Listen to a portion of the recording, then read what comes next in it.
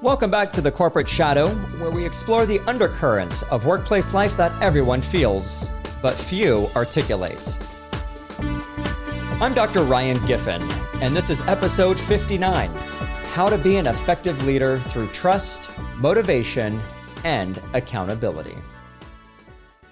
Today we're going to talk about what effective leadership actually looks like when the work is busy, people are stressed, priorities compete, and nobody has time for a 3-hour retreat with matching binders.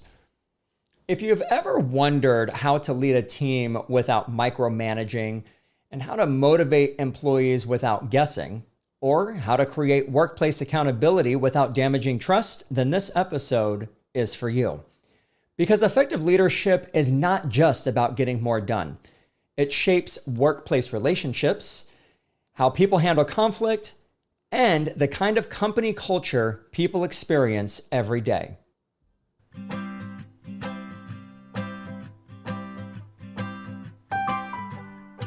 Leadership is easy to describe when everything is calm. The real test is what your team experiences from you when things get messy. So picture a Saturday morning at a busy tire and service center. The bays are full, 2 appointments arrive early, a regular customer pulls in with a slow leak. The phones are blinking, a newer employee asks which vehicle should we move first. A senior technician is capable, experienced, and quiet. The front counter is trying to protect the wait time promises customers were given. The manager hears the question and says, "Just keep the line moving. You all know what to do." I mean, that sounds efficient, right? It is also where the trouble begins. So for the next 20 minutes or so, everyone is working really hard. And effort is not the problem. But one customer receives 3 different wait time estimates. A tire is staged at the wrong bay. The newer employee stops asking questions because he does not want to look slow. And the senior technician gets frustrated and starts fixing problems silently instead of explaining the priority. And so by 8:20 in the morning, the team is busier, quieter, but more intense. Later, the manager says, I don't understand. I have good people. And that is the point. Good people can still struggle when the conditions around them are unclear. So in this fictitious story, what broke first? Was it skill, effort, communication, or the conditions of leadership? The answer is the conditions. The team did not need a motivational poster. They needed a clear priority, a visible standard, permission to ask questions, and a shared understanding of who owned what. And so that brings me to the first big idea.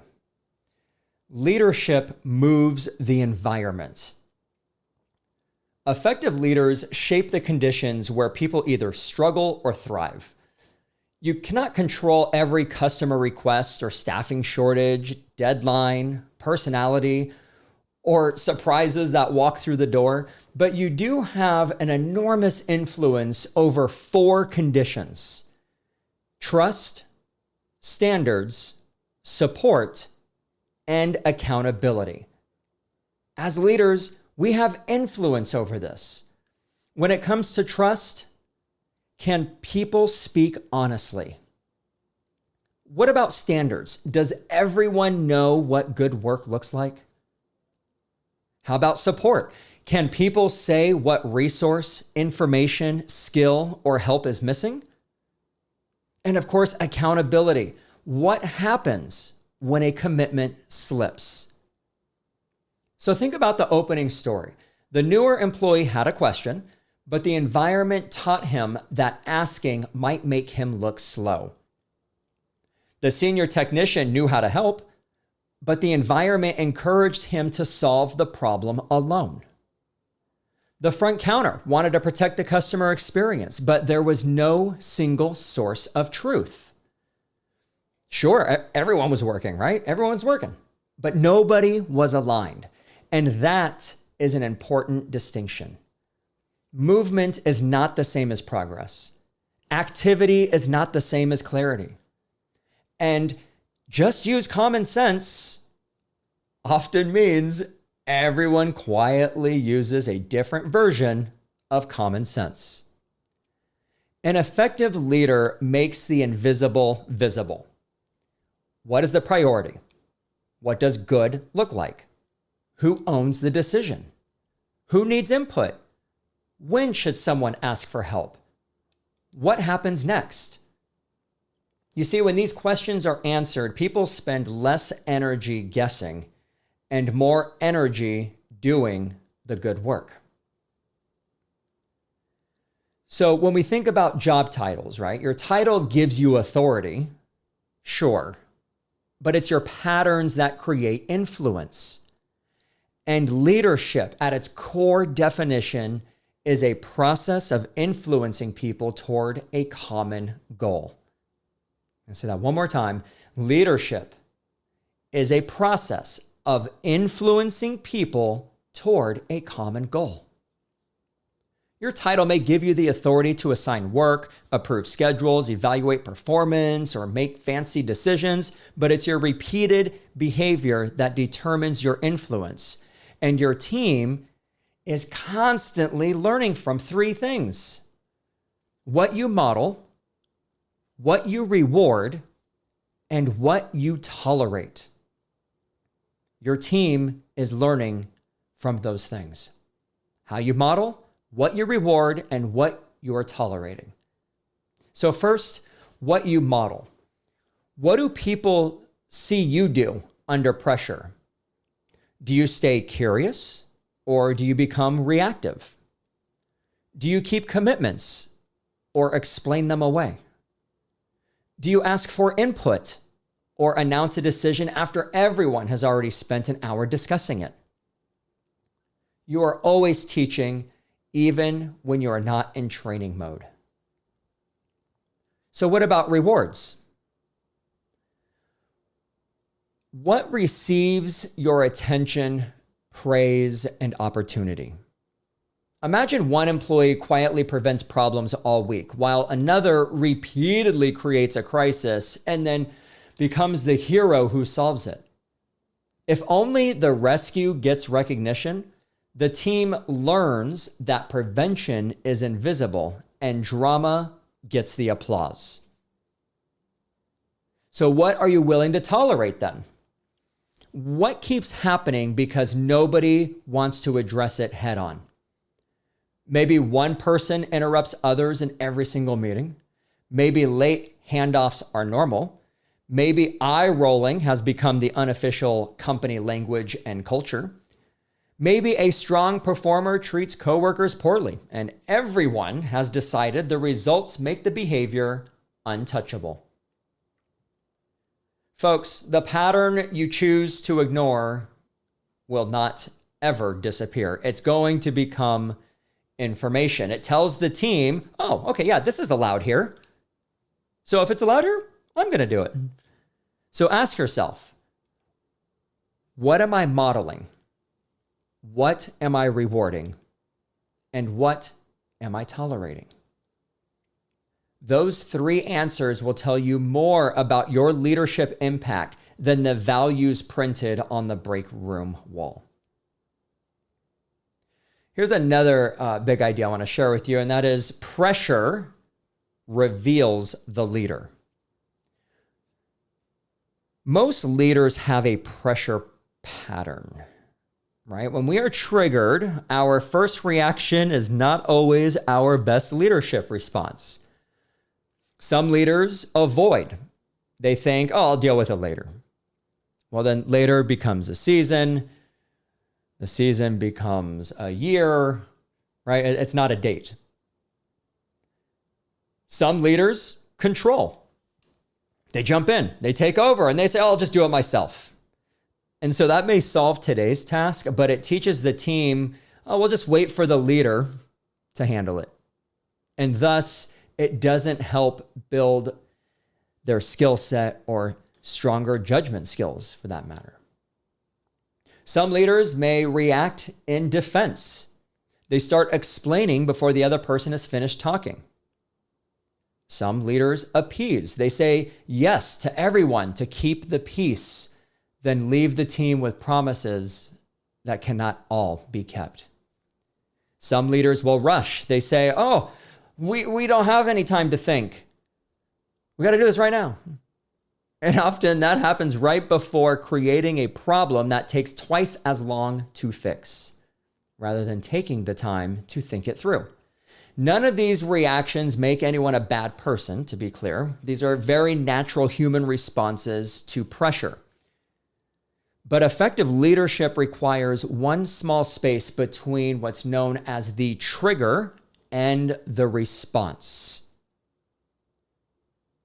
And that's known as the pause. The sequence is very simple.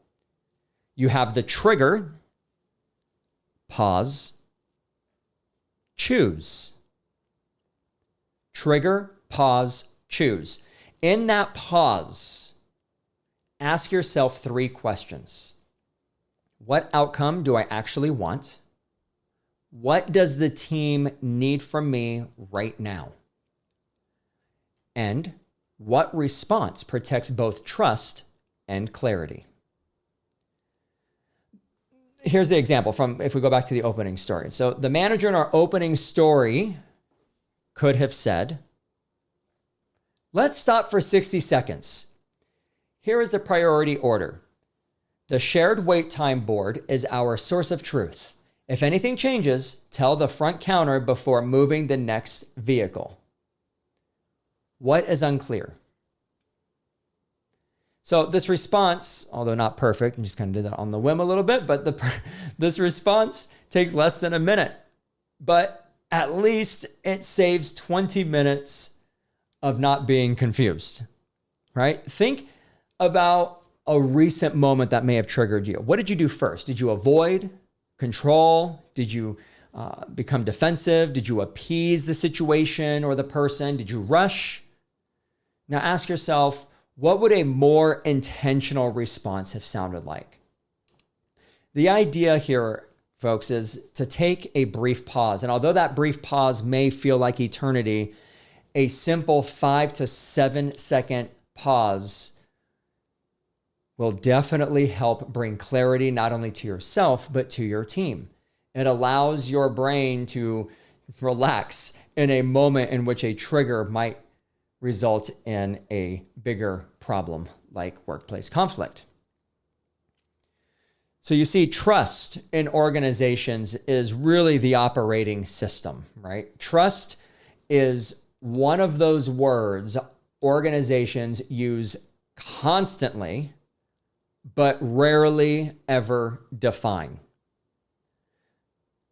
Teams don't experience trust as a slogan. You can plaster it all over your building as much as you want, but at the end of the day, people experience trust through observable behavior. You keep your commitments, you explain decisions, you follow up after those difficult conversations, you share credit where credit is due, you admit mistakes quickly. Yes, even as a leader, we admit mistakes quickly.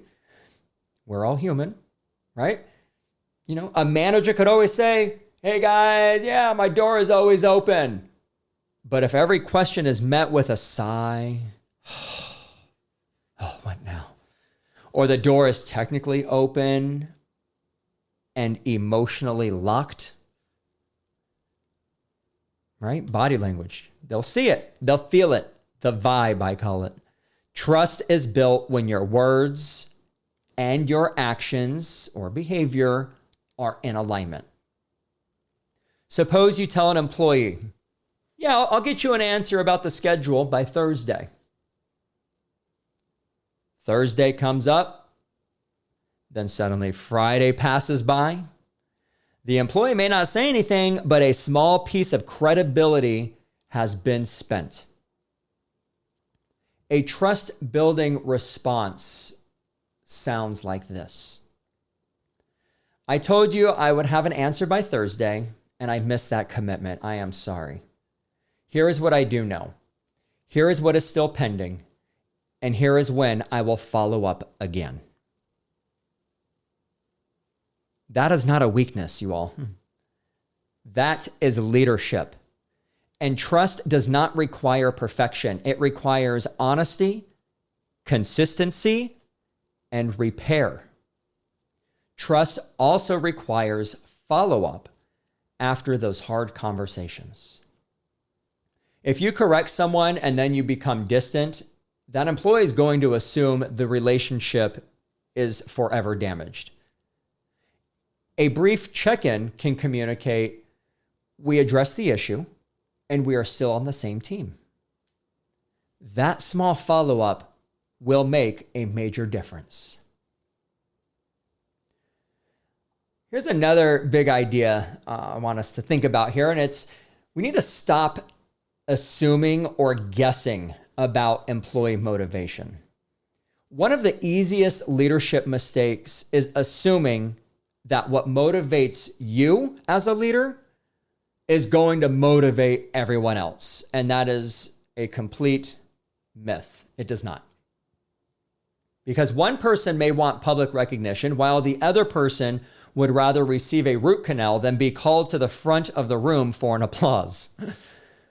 One person wants more autonomy, another wants clearer direction while learning a new skill. One person is energized by a stretch assignment. Another is already stretched so thin that one more, quote, growth opportunity, end quote, may cause them to grow directly out of your organization. So we have to stop guessing. Better yet, we should ask better questions. So here are 5 useful motivation questions. What is energizing you right now? What is draining your focus or momentum? Where do you want more ownership? What skill would help you contribute more? Or how about what kind of recognition feels most meaningful to you? Now, of course, we don't ask all 5 questions at once. This is a conversation, it happens in your weekly check-ins and reviews or just a flyby. We don't ask it all at once. It's a conversation, not an interrogation with a leadership clipboard. So choose 1 or 2 questions during that check-in, if you do it weekly, which would be ideal, or minimum quarterly, but hopefully you're talking to your direct employee more than just quarterly. But listen for what the person values. Listen for what might be getting in the way and what support you can provide that would help them. Recognition is one motivation tool, but it has to be specific. Hey, great job. Yeah, okay, that's pleasant, but it's also quite vague, right? So specific recognition connects behavior to impact. So recognition might sound something like this. You notice the customer was confused. Pause the conversation, and then you summarize the next steps. That reduced the chance of a mistake and helped the rest of the team stay aligned. That connects behavior to the impact of their role, right? So now the employee knows what the behavior was, like you recognize their behavior and why it mattered, right? And that's just it. The behavior plus this impact is really going to sink in more so than just a generic praise. Workplace accountability starts with clarity. And if you know me and you've listened as a fan of this podcast for quite some time, or have been a student of mine, or we were able to work together or currently work together, then you constantly hear me say a quote from Brene Brown: "Clear is kind. Unclear is unkind." Clarity is kindness. If there's anything in this podcast, I hope you remember it is those 3 words. Clarity is kindness. Because you see, vagueness creates rework, resentment, and risk. Many accountability conversations are actually clarity conversations that have been delayed. A leader might say, hey, get your workstation cleaned up, improve your communication, Take more ownership. Be more professional. What the heck does that mean? It's too vague. Like those phases sound like expectations, but there's a lot of room for interpretation. And so before the work begins, we should really be defining three things before that work begins. What is the finish line? What standard matters? When is the promise due? In other words, done, good, on time. Done is the finish line. Good is what standard matters. On time, when is the promise due? So when we do this, we want to do this instead of saying, hey, get your workstation cleaned up. So maybe try something like this. Hey, you all, by 5:30, all tools need to be returned. The floor needs to be clear. Used materials need to be disposed of. And the closing checklist needs to be signed. You see, now the employee can see what's done, good, and on time. So before correcting performance, ask yourself, as the leader, as the coach of this team, was your commitment clear? That question does not remove employee responsibility, but it does add leadership responsibility. This connects directly to the previous episode about coaching, counseling, and progressive discipline, where accountability works better when people know the expectation, they receive timely feedback, they understand the impact, and they have a fair opportunity to improve. Clear expectations make the later conversation more direct and more defensible. But the best part is it makes success easier for everyone involved, including the organization as a whole. So on this idea of accountability then, how do we do it? Like, how do we hold people accountable? Because we've all done it. A commitment is going to slip. We're going to miss a deadline. We're going to miss the mark on the assignment or whatnot. So what do we do? When a commitment slips, leaders sometimes choose between two bad options. And they become so vague that the employee leaves without even understanding what the problem is. Or they become so frustrated that the employee hears anger, but no direction. And so there is a better structure. We need to be direct enough to be clear. Be human enough to keep trust, right? And a useful accountability conversation has 6 parts. Expectation. What do you expect? That's the first thing.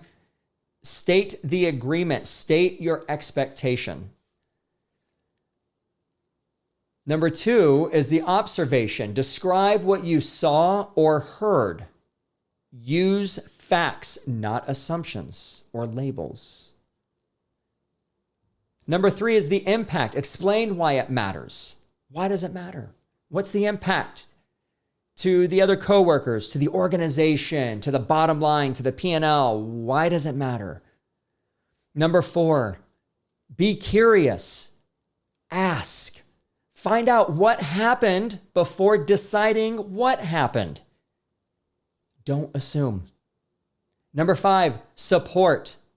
Identify what help, information, skill, or resource is needed. And number 6, commitment. Agree on the next action or who's taking ownership or what the deadline is going to be.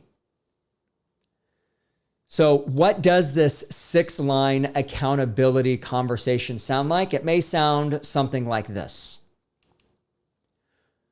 We agreed the closing checklist would be complete by 5:30. Yesterday, I noticed that it was still open at 6:10, and that delayed the handoff and kept 2 other people from finishing on time. You mind telling me what got in the way? Or help me understand, do you need support so you're able to complete it consistently? And if so, what does that support look like to you? For today, can you commit to finishing it by 5:30 and letting me know by 4:45 if something puts that deadline at risk?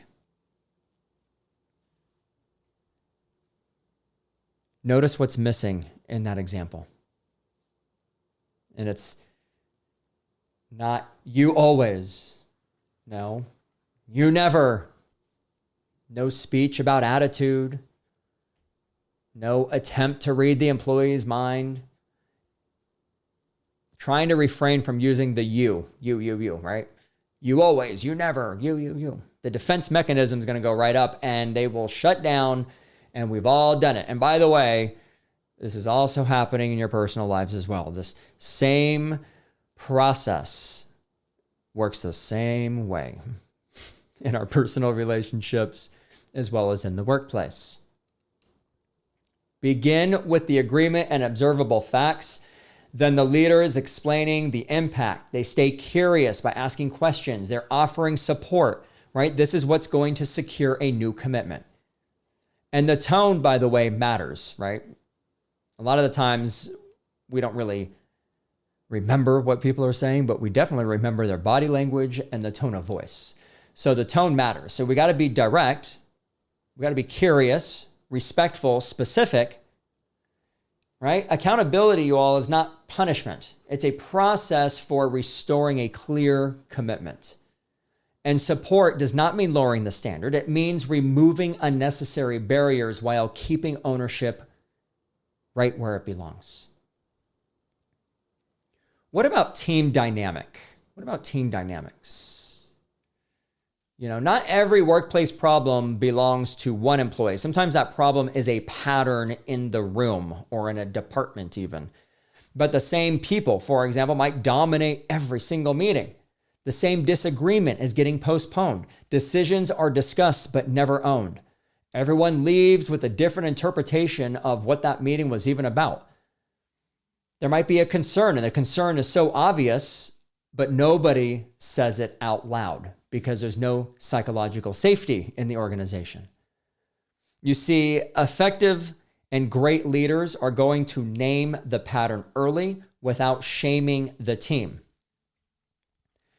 And, you know, in Brené Brown's book, Dare to Lead, there's what she calls rumble starters. And I know I've shared this in a previous episode, probably multiple times, but definitely in the last episode. But there's just these rumbling conversations that can get things going that are non-accusatory and that doesn't bring up the defense mechanism. So one phrase you can use is just name it. For example, I notice we keep leaving this issue unresolved. How about resetting it? This is another example. Hey, let's hear from someone who has not spoken yet.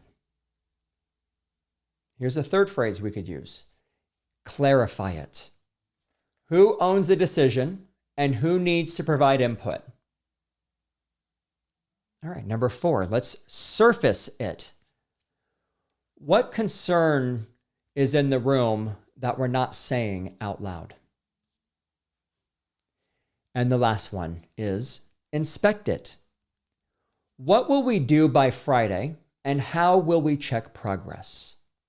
You see, these sentences are quite simple, right? And that's why they work. We don't have to have some dramatic speech or dissertation going on the pulpit with our employees, right? The leader just needs to notice the pattern, say what is happening, and give the team a better way to move. The pattern you do not name is the pattern you allow.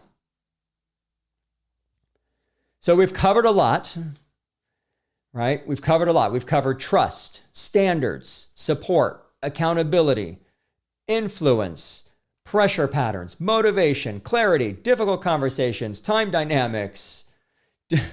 We covered a lot. Don't leave with 10 vague intentions, right? So I would ask, how are you going to build trust by following up on a commitment? What are you going to clarify what done, good, and on time means? Will you ask a better motivation question? Will you coach someone early? Will you name a team pattern? With whom will you do it? And by when?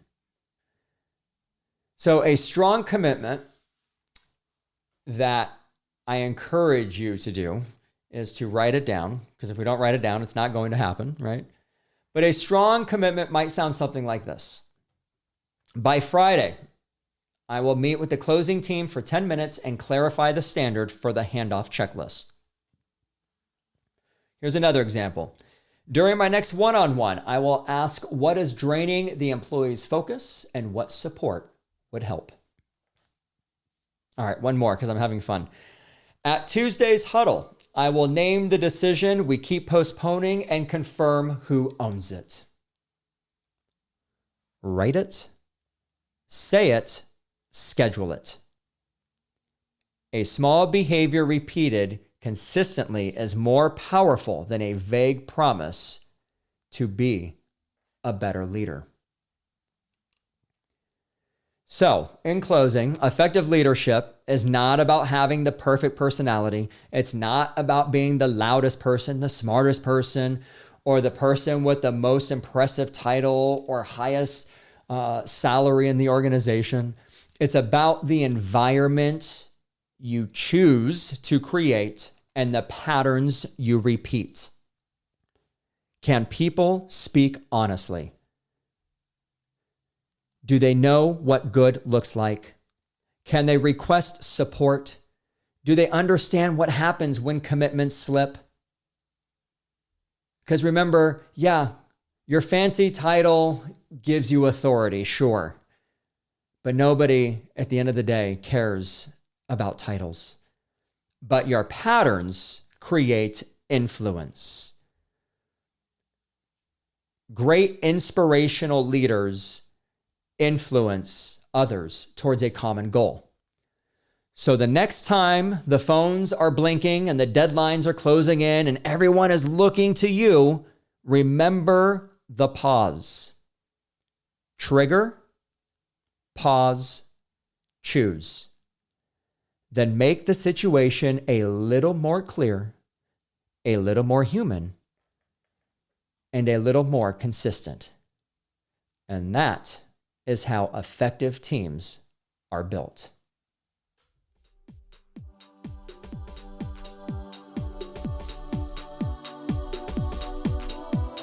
If today's episode gave you a new way to think about trust, motivation, or accountability, take the next step by visiting www.ryangiffen.com. You'll find an article on this very subject along with practical ideas you can use to become a more effective leader and building a stronger team. Please follow the show and share this episode with a leader who could benefit from it. Thanks for listening to The Corporate Shadow. I'm Dr. Ryan Giffen. Until next time, keep building better workplaces, one conversation at a time.